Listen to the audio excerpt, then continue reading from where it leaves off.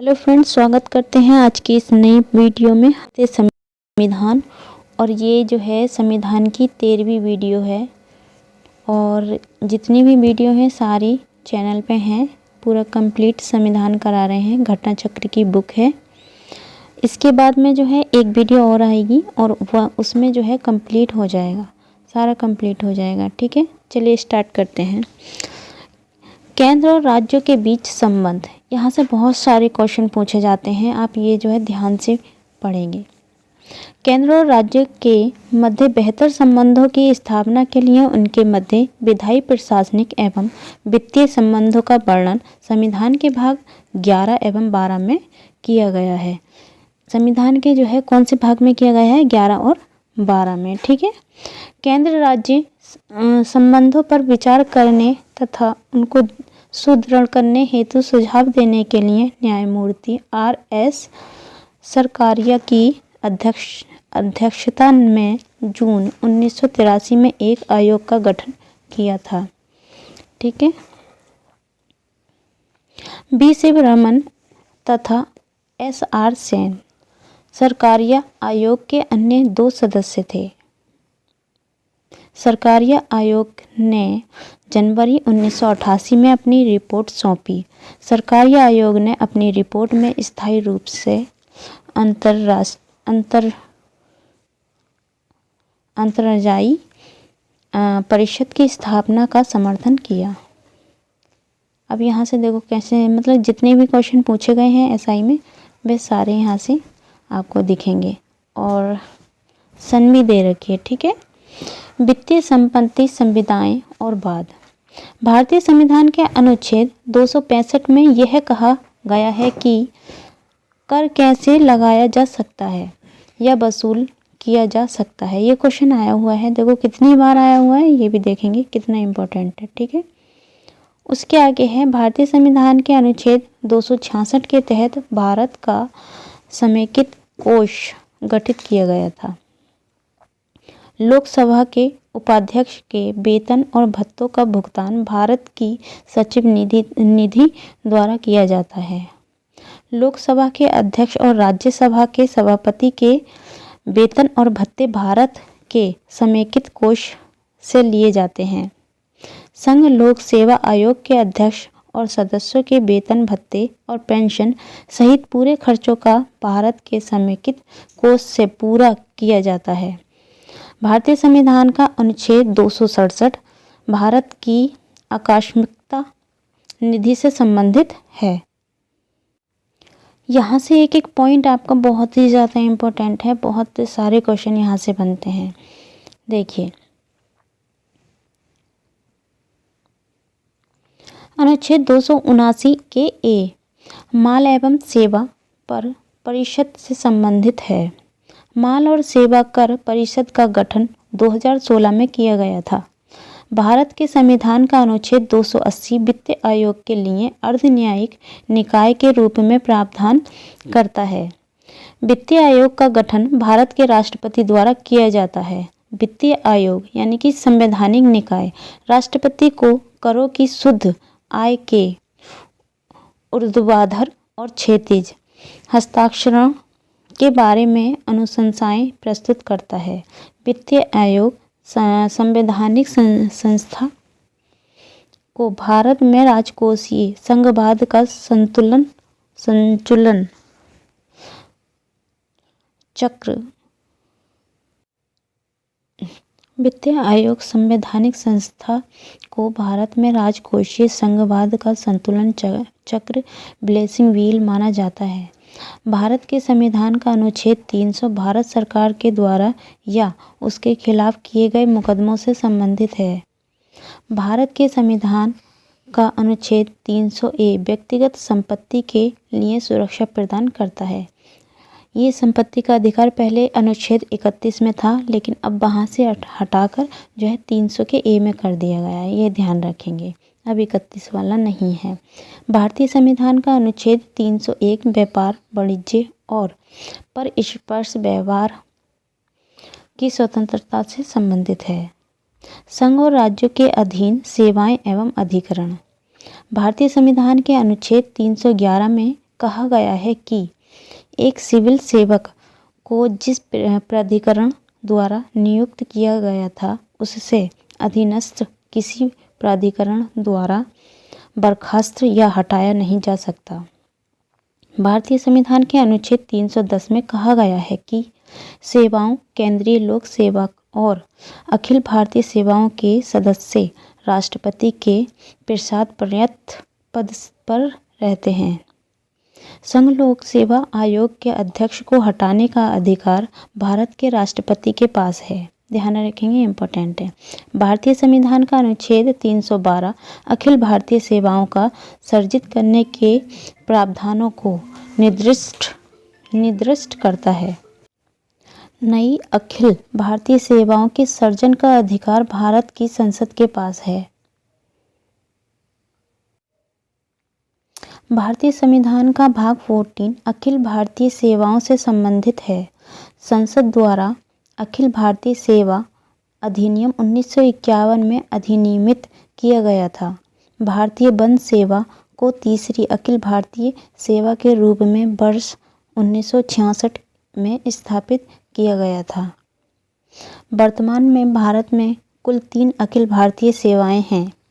अखिल भारतीय सेवाओं के जनक के रूप में सरदार वल्लभ भाई पटेल को जाना जाता है। भारतीय विदेश सेवा अखिल भारतीय सेवा नहीं है। भारतीय संविधान के भाग 14 में संघ लोक सेवा आयोग से संबंधित प्रावधान शामिल है। संयुक्त राज्य लोक सेवा आयोग बनाने का अधिकार भारतीय संसद के पास है। चुप हो ना। संविधान द्वारा भारत में संघ लोक सेवा आयोग को योग्यता पद्धति का प्रहरी, मेरिट पद्धति का प्रहरी के रूप में माना गया है। संघ लोक सेवा आयोग राज्य के राज्यपाल के अनुरोध पर राज्य की सभी या किसी भी आवश्यकता को पूरा करता है। संघ लोक सेवा आयोग के अध्यक्ष और अन्य सदस्यों की नियुक्ति भारत का राष्ट्रपति करता है। मतलब एक एक पॉइंट आपके लिए बहुत ही इम्पोर्टेंट है। यहाँ से राज्य लोक सेवा आयोग के अध्यक्ष और अन्य सदस्यों की नियुक्ति राज्य का राज्यपाल करता है। संघ लोक सेवा आयोग के सदस्य का कार्यकाल 6 वर्ष या जब तक वे 65 वर्ष की आयु प्राप्त नहीं कर लेते, जो भी पहले होता है। भारतीय संविधान का भाग 14 राज्य लोक सेवा आयोग से संबंधित है। राज्य लोक सेवा आयोग से अध्यक्ष को हटाने का अधिकार भारत के राष्ट्रपति के पास होता है। केंद्रीय लोक सेवा आयोग की स्थापना 1926 में की गई थी। संघ लोक सेवा आयोग के अध्यक्ष और अन्य सदस्यों की सेवा की शर्तें भारत का राष्ट्रपति निर्धारित करता है। भारत सरकार द्वारा प्रथम प्रशासनिक सुधार आयोग की नियुक्ति 1966 ईस्वी में की गई थी। भारतीय संविधान का भाग 14 के न्यायाधिकरण से संबंधित है। अनुच्छेद 323 बी संसद और राज्य विधानमंडलों को सेवा मामलों के अलावा विवादों के अधिनिर्णयन के लिए न्यायाधिकरण स्थापित करने के लिए अधिकृत करता है। केंद्रीय प्रशासनिक न्यायाधिकरण के अध्यक्ष और सदस्यों को भारत के मुख्य न्यायाधीश के साथ परामर्श के बाद राष्ट्रपति द्वारा नियुक्त किया जाता है। केंद्रीय प्रशासनिक न्यायाधिकरण के अध्यक्ष की नियुक्ति भारत का राष्ट्रपति करता है। केंद्रीय प्रशासनिक अधिकरण का प्रधान पीठ नई दिल्ली में स्थित है। एक संयुक्त प्रशासनिक न्यायाधिकरण के अध्यक्ष और सदस्यों की नियुक्ति भारत का राष्ट्रपति करता है। राज्य प्रशासनिक न्यायाधिकरण के अध्यक्ष और सदस्यों को संबंधित राज्य के राज्यपाल से परामर्श के बाद राष्ट्रपति द्वारा नियुक्त किया जाता है। क्या मैं दोबारा पढ़ रही हूँ? नहीं। केंद्रीय प्रशासनिक न्यायाधिकरण की स्थापना 1985 में की गई थी। अनुच्छेद 323 के बी उपयुक्त विधायिका संसद या राज्य विधायिका को भूमि सुधार से संबंधित विवादों के न्याय निर्णय के लिए एक न्यायाधिकरण स्थापित करने का अधिकार देता है। निर्वाचन संबंधित तथ्य। भारतीय संविधान के अनुच्छेद 324 के अंतर्गत राष्ट्रपति एवं उपराष्ट्रपति द्वारा संसद तथा राज्य विधानमंडलों के निर्वाचन हेतु एक स्वतंत्र निकाय के रूप में चुनाव आयोग का गठन किया गया है। भारतीय संविधान के अनुच्छेद 324 के 2 के अनुसार भारत के मुख्य चुनाव आयुक्त तथा अन्य चुनाव आयुक्तों की नियुक्ति संसद द्वारा बनाई गई विधि के अधीन राष्ट्रपति द्वारा की जाती है। भारत के प्रथम मुख्य चुनाव आयुक्त सुकुमार सेन थे। ध्यान रखेंगे, ये क्वेश्चन आया नहीं है लेकिन अब आ सकता है। सही है। वर्तमान में मुख्य चुनाव आयुक्त राजीव कुमार हैं तथा अरुण गोयल और अनुपम चंद्र पांडे चुनाव आयुक्त हैं। मुख्य चुनाव आयुक्त और अन्य चुनाव आयुक्तों के अधिकार, वेतन भत्ते आदि समान हैं और उन्हें वही वेतन मिलता है जो उच्चतम न्यायालय के न्यायाधीश को प्राप्त होता है। मुख्य चुनाव आयुक्त तथा अन्य चुनाव आयुक्त अपने पद पर 6 वर्ष तक या अधिकतम 65 वर्ष तक बने रहते हैं जो भी पहले हो, तथा मुख्य चुनाव आयुक्त को उसी रीति से पद से हटाया जा सकता है जो अनुच्छेद 124 के 4 में उच्चतम न्यायालय के न्यायाधीशों के लिए वर्णित है, जबकि अन्य चुनाव आयुक्तों को मुख्य चुनाव आयुक्त की सिफारिश पर ही पद से हटाया जा सकता है। इम्पोर्टेंट पॉइंट है, याद रखेंगे। मुख्य चुनाव आयुक्त को साबित कदाचार या असमर्थता के आधार पर हटाए जाने के लिए संसद के प्रत्येक सदन द्वारा अपनी कुल सदस्य संख्या के बहुमत द्वारा तथा उपस्थित और मत देने वाले सदस्यों के कम से कम 2/3 बहुमत द्वारा समर्थित समावेदन जो उसी सत्र में राष्ट्रपति द्वारा अनुमोदित कर दिया गया हो द्वारा ही हटाया जा सकता है। राष्ट्रीय मतदाता दिवस 25 जनवरी को मनाया जाता है। ध्यान रखेंगे, नेशनल वोटर्स डे, ठीक है, 25 जनवरी। राष्ट्रीय मतदाता दिवस 25 जनवरी 2011 से शुरू किया गया था। डेट भी याद रखेंगे, सन। भारतीय संविधान के अनुच्छेद 324 के तहत संसद राज्य विधानमंडलों, राष्ट्रपति एवं उपराष्ट्रपति पदों के निर्वाचन के अधीक्षण, निर्देशन और नियंत्रण की शक्ति निर्वाचन आयोग में निहित है। चुनाव के लिए आदर्श आचार संहिता में यह प्रावधान है कि निर्वाचन आयोग द्वारा चुनाव की घोषणा के बाद कोई भी मंत्री स्वयं निर्णयगत फंडों में से अनुदान भुगतान को मंजूरी नहीं दे सकता है। भारतीय संविधान के अनुच्छेद 103 के तहत सांसदों की अयोग्यता, निहर्यता संबंधी विवाद दल बदल के अतिरिक्त का विनिश्चय राष्ट्रपति निर्वाचन आयोग के परामर्श के अनुसार करता है। चुनाव की अधिसूचना लोकसभा एवं राज्यसभा के लिए राष्ट्रपति तथा विधानसभा और विधान परिषद के लिए संबंधित राज्य का राज्यपाल जारी करता है।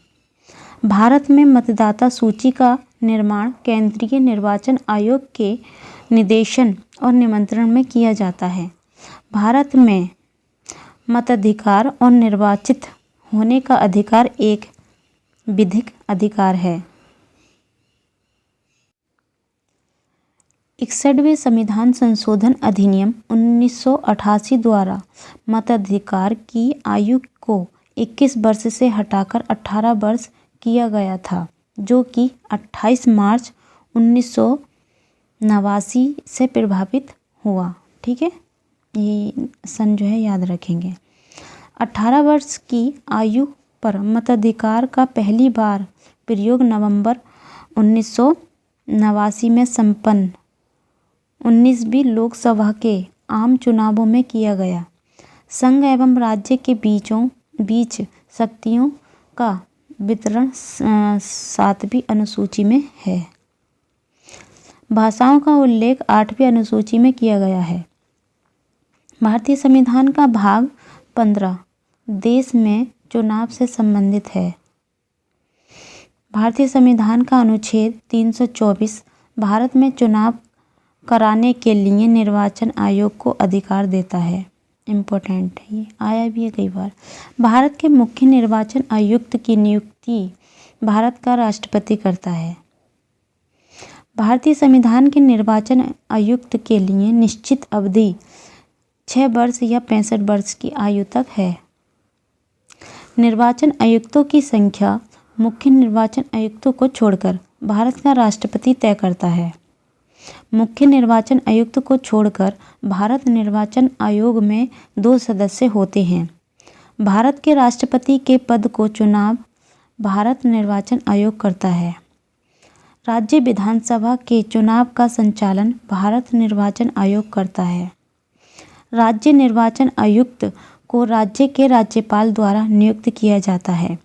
भारत में भारत निर्वाचन आयोग संसदीय चुनावों के लिए मतदाता सूची तैयार करता है और समय समय पर इसकी समीक्षा करता है। कंफ्यूज मत होना, ठीक है। यहाँ से क्वेश्चन बहुत बनते हैं।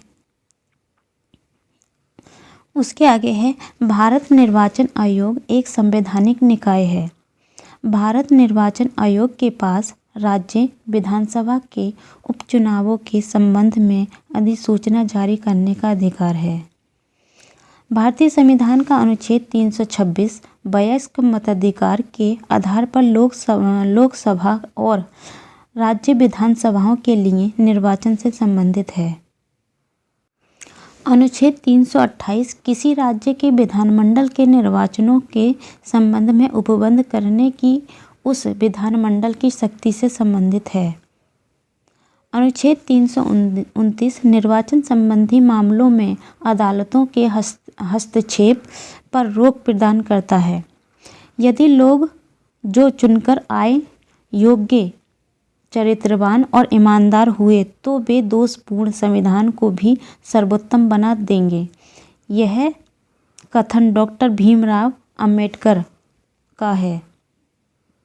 कथन याद रखेंगे। चुनाव सुधार के संबंध में सिफारिशें यानी कि अनुशंसाएं करने के लिए दिनेश गोस्वामी समिति का गठन किया गया था। दिनेश गोस्वामी की अध्यक्षता में निर्वाचन सुधारों पर एक समिति का गठन वर्ष 1990 में किया गया था। भारत निर्वाचन आयोग राज्य सरकार के परामर्श से राज्य सरकार के एक अधिकारी को जिला चुनाव अधिकारी के रूप में नामित करता है। भारत निर्वाचन आयोग भारत में राजनीतिक दलों को मान्यता देता है। भारत की पहली महिला मुख्य चुनाव आयुक्त BS रमा देवी हैं। ध्यान रखेंगे ये।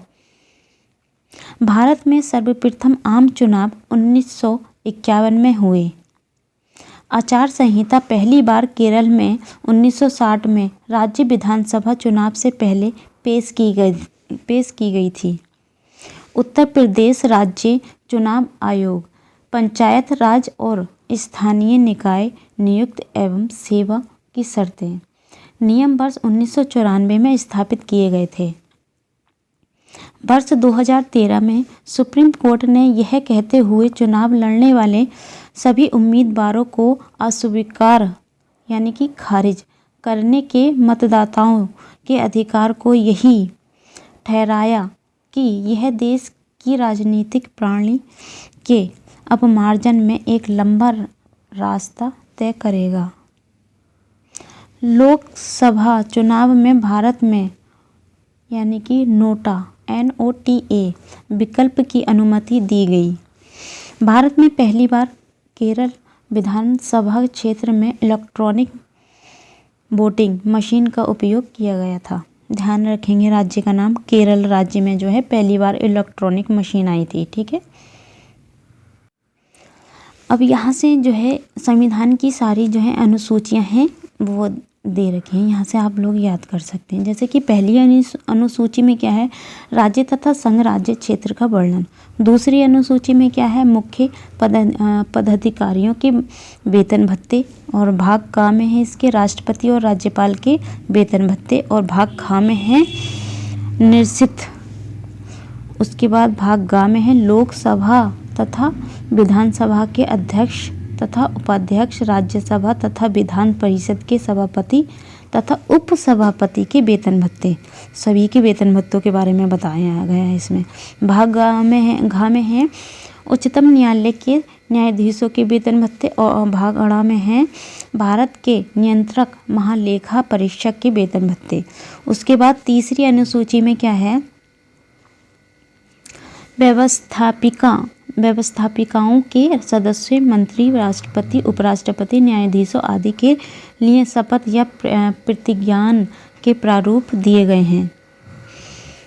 चौथी अनुसूची में राज्यसभा के स्थानों का आवंटन राज्यों तथा संघ राज्य क्षेत्रों से।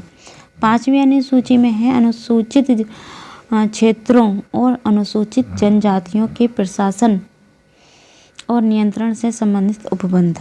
छठी अनुसूची में है असम, मेघालय, त्रिपुरा और मिजोरम राज्य के जनजाति क्षेत्रों के प्रशासन के विषय में उपबंध। सातवीं अनुसूची में है विधायी विषयों के वितरण से संबंधित सूची वन संघ सूची। और दूसरी सूची में है राज्य सूची। और तीसरी जो है संवर्ती सूची। 3 सूचियाँ होती हैं, संघ सूची, राज्य सूची और संवर्ती सूची। आठवीं अनुसूची है भाषाएं, यानी कि उसमें 22 भाषाओं का उल्लेख किया गया है। ठीक है। 9वीं अनुसूची है कुछ भूमि सुधार संबंधी अधिनियमों का विधि मान्यकरण। ठीक है। 10वीं अनुसूची है दल परिवर्तन के आधार पर निर्भरता के बारे में उपबंध। 11वीं अनुसूची है पंचायती राज्य से संबंधित। और 12वीं है शहरों में स्थानीय स्वशासन से संबंधित है। अब देखो इसके आगे, अखिल भारतीय सेवाएं। संविधान के अनुच्छेद 312 के अनुसार यदि राज्यसभा अपने उपस्थित और मत देने वाले सदस्य के न्यूनतम 2/3 बहुमत से समर्पित संकल्प द्वारा यह घोषित करें कि राष्ट्रीय हित में ऐसा करना आवश्यक या समीचीन है, तो संसद विधि द्वारा अखिल भारतीय सेवाओं के सृजन के लिए उपबंध कर सकती है। संघ लोक सेवा आयोग एक संवैधानिक संगठन है। भारतीय संविधान के अनुच्छेद 315 के द्वारा संघ के लिए एक लोक सेवा आयोग और प्रत्येक राज्य के लिए एक लोक सेवा आयोग की व्यवस्था की गई है। अनुच्छेद 316 के अनुसार लोक सेवा आयोग के अध्यक्ष और अन्य सदस्यों की नियुक्ति यदि वह संघ आयोग या संयुक्त आयोग है तो राष्ट्रपति द्वारा और यदि वह राज्य आयोग है तो राज्य के राज्यपाल द्वारा की जाएगी। श्रीमती रोज एम मैथ्यू संघ लोक सेवा आयोग की प्रथम महिला अध्यक्ष 1992 से 1996 थीं। संविधान के अनुच्छेद 322 के अनुसार संघ लोक सेवा आयोग के व्यय भारत की संचित निधि पर, जबकि राज्य लोक सेवा आयोग के व्यय संबंधी राज्य की संचित निधि पर भारित होते हैं। संविधान का अनुच्छेद 309 संघ या राज्य के नियुक्त व्यक्तियों की भर्ती और सेवा शर्तों के विनियमन का अधिकार संघ और राज्य विधानमंडल को देता है। भारतीय संविधान के अनुच्छेद 311 के अनुसार संघ की लोक सेवा या अखिल भारतीय सेवा या राज्य लोक सेवा का कोई भी सदस्य किसी ऐसे प्राधिकारी द्वारा न तो बर्खास्त किया जा सकता है न ही हटाया जा सकता है जो उसकी नियुक्ति करने वाले प्राधिकारी के अधीनस्थ है। लोकपाल एवं लोकायुक्त। भारत में लोकपाल एवं लोकायुक्त की स्थापना का सुझाव प्रथम प्रशासनिक सुधार आयोग ने दिया था। प्रथम प्रशासनिक सुधार आयोग का गठन 5 जनवरी 1966 को मोरारजी देसाई की अध्यक्षता में किया गया था। बाद में 1967 में के हनुमंतया इसके अध्यक्ष बने थे। कैबिनेट सचिव भारत सरकार में शीर्षस्थ कार्यकारी अधिकारी और सबसे वरिष्ठ लोक सेवक थे। ओम्बुड्समैन का भारतीय प्रतिमान लोकपाल है, एक स्वतंत्र पर्यवेक्षी एजेंसी के रूप में इसकी स्थापना सर्वप्रथम वर्ष 1809 में स्वीडन में की गई थी।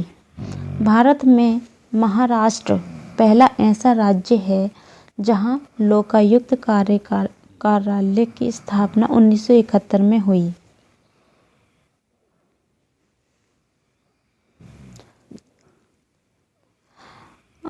ध्यातव्य है कि उड़ीसा पहला ऐसा राज्य था जिसने लोकायुक्त से संबंधित विधेयक 1970 में पारित किया था, परंतु वहां इसे वर्ष 1983 में लागू किया गया। लोकपाल और लोकायुक्त अधिनियम 2013 1 जनवरी 2014 को राष्ट्रपति द्वारा स्वीकृत के तहत केंद्रीय स्तर पर लोकपाल और राज्यों के स्तर पर लोकायुक्त की नियुक्ति का प्रावधान किया गया है। इसके तहत लोकपाल संस्था का गठन मार्च 2019 में किया गया तथा सर्वोच्च न्यायालय के सेवानिवृत्त न्यायाधीश पिनाकी चंद्र घोष इसके प्रथम अध्यक्ष बने। अब विविध से भी बहुत सारे क्वेश्चन पूछे गए हैं, हल्के में मत लेना। देखिए, मूल हस्तलिखित भारतीय संविधान के प्रत्येक पृष्ठ को शांति निकेतन के कलाकारों द्वारा निखारा और सजाया गया था। भारत में माल और सेवा कर जीएसटी की दरों का निर्णय जीएसटी परिषद द्वारा किया जाता है। 1773 के रेगुलेटिंग एक्ट के तहत कलकत्ता में सर्वोच्च न्यायालय की स्थापना का प्रावधान किया गया था। सर्वोच्च न्यायालय 1774 ईस्वी में गठित किया गया। भारतीय संविधान में राष्ट्रपति की अध्यादेश निर्गत करने की शक्ति अनुच्छेद 123 भारत सरकार अधिनियम 1935 की धारा 42 से प्रेरित है। 1909 के भारत परिषद अधिनियम के अनुसार मुसलमानों के लिए पृथक निर्वाचन की व्यवस्था की गई। 1919 के भारत शासन अधिनियम के द्वारा राज्यों में द्वैध शासन यानी कि डुअल शासन की स्थापना की गई। 1919 में भारत शासन अधिनियम द्वारा केंद्र में द्विसदनीय व्यवस्था शुरू की गई। द्वितीय गोलमेज सम्मेलन सितंबर से दिसंबर 1931 तक में कांग्रेस की तरफ से महात्मा गांधी शामिल हुए थे। कांग्रेस ने केवल इसी गोलमेज सम्मेलन में भाग लिया था। नवंबर-दिसंबर 1932 में लंदन में आयोजित तीसरे और अंतिम गोलमेज सम्मेलन में कांग्रेस ने भाग नहीं लिया था। भारत सरकार अधिनियम 1935 के तहत प्रांतों में द्वैध शासन व्यवस्था को समाप्त करके केंद्र में द्वैध शासन को लागू किया गया था। भारत में संघीय न्यायालय की स्थापना 1 अक्टूबर 1937 को भारत सरकार अधिनियम 1935 के अंतर्गत की गई थी। संघीय न्यायालय के प्रथम मुख्य न्यायाधीश सर मॉरिस गवेयर थे। कौन थे? सर मॉरिस गवेयर थे। एक निर्वाचित संविधान सभा द्वारा भारत के संविधान का निर्माण करने का प्रस्ताव सर्वप्रथम क्रिप्स मिशन 1942 द्वारा किया गया था। इम्पोर्टेंट है, ठीक है। उसके आगे है अक्टूबर 1943 में लॉर्ड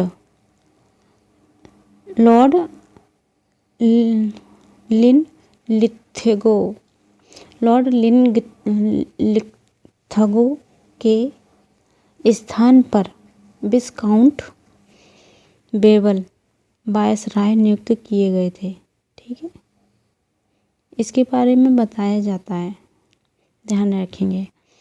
बेवल योजना का उद्देश्य राजनीतिक गतिरोध दूर करना, भारत को पूर्ण स्वशासन की दिशा में आगे बढ़ाना और संवैधानिक गतिरोध दूर करना था। कैबिनेट मिशन वर्ष 1946 में भारत आया था। कैबिनेट मिशन के सदस्य थे स्टैफोर्ड क्रिप्स, पैथिक लॉरेंस और ए.बी.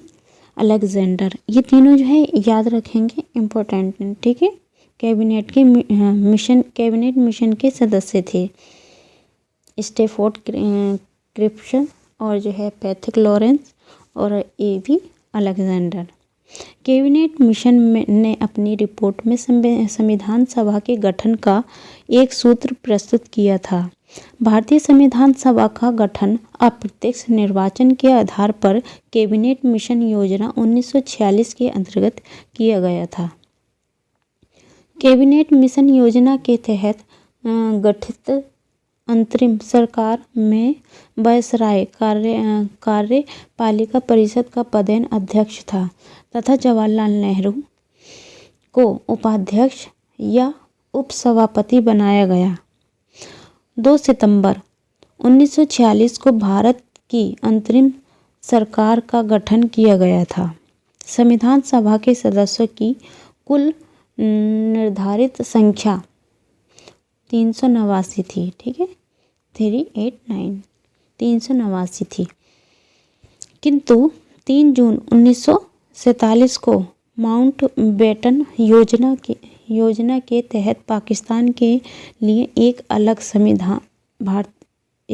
संविधान सभा बनाने के बाद सदस्यों की संख्या 299 रह गई। शपथ और अभिपुष्टि के रूपों का भारत के संविधान की तीसरी अनुसूची में उल्लेख किया गया है। संविधान का मसौदा तैयार करना ही संविधान सभा एकमात्र कार्य है। एक बार जब संविधान अस्तित्व में आ जाता है तो संविधान सभा भंग कर दी जाती है। संसद और राज्य विधान मंडलों के चुनाव से संबंध में चुनाव याचिका उच्च न्यायालय के समक्ष दायर की जाती है। पुनर्गठित अंतरिम मंत्रिपरिषद अक्टूबर 1946, मतलब दोबारा से जो है अंतरिम जो है मंत्रिपरिषद जो है अक्टूबर 1946 को करी गई थी। जवाहरलाल नेहरू कार्यकारी परिषद के उपाध्यक्ष, विदेशी मामले तथा राष्ट्रमंडल। वल्लभ भाई पटेल गृह सूचना तथा प्रसारण। बलदेव सिंह रक्षा मंत्री थे। राजेंद्र प्रसाद खाद्य एवं कृषि मंत्री। आसफ अली रेलवे मंत्री। श्री राजगोपालाचारी शिक्षा मंत्री और C.H. भाभा कार्य खान तथा बंदरगाह। जगजीवन राम श्रम।